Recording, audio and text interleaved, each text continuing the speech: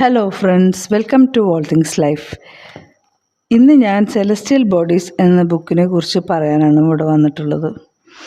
ജോക്ക അൽഹാർത്തിയുടെ celestial bodies Omani സമൂഹത്തിൻ്റെ പരിവർത്തനത്തിൻ്റെ കഥ പറയുന്ന ശക്തവും അതോടൊപ്പം കാവ്യാത്മകവുമായ ഒരു നോവലാണ്.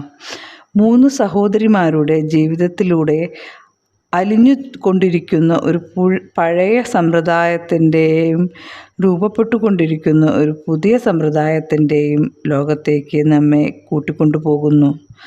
അസ്മ, മയ്യ, ഖൗല എന്നീ 3 സഹോദരിമാരുടെ ജീവിതത്തിലൂടെയാണ് നോവൽ മുന്നേറുന്നത്.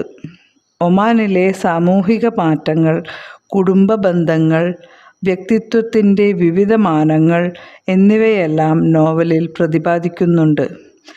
ഗ്രാമത്തിൻ്റെയും നഗരത്തിൻ്റെയും ജീവിതങ്ങൾ, പരമ്പരാഗതമായ വിശ്വാസങ്ങളും ആധുനികതയും തമ്മിലുള്ള പൊരുത്തപ്പെടലുകൾ എന്നിവയെല്ലാം നോവലിൽ പ്രമേയമാകുന്നു.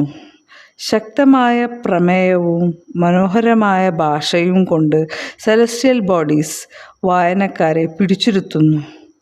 നോവലിൻ്റെ പ്രത്യേകത ഒമാനി സമൂഹത്തിൻ്റെ സങ്കീർണതകളെ സൂക്ഷ്മമായി വരച്ചു കാട്ടുന്നതിലാണ്.